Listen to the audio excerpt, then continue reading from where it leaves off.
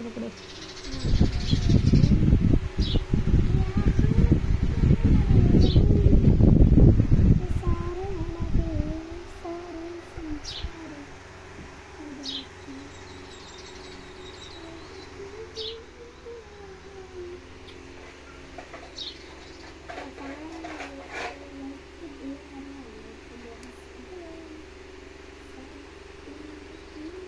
क्या खा रही हो?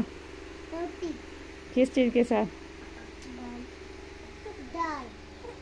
दाल का सालन है। No no no no no no no no मेरे पास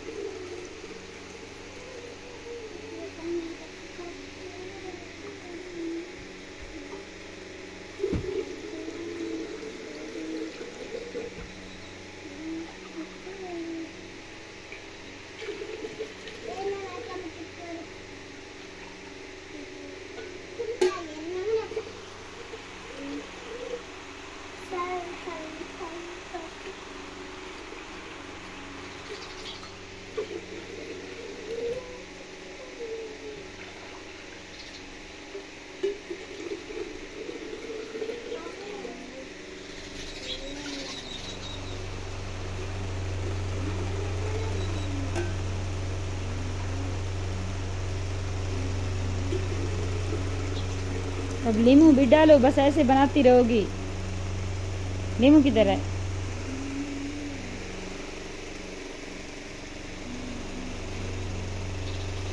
कैसे काट रही हो? ऐसे काटते हैं इसको। बस इतना सा पानी बनाया, ये किसको दोगी? बस खुद पियोगी।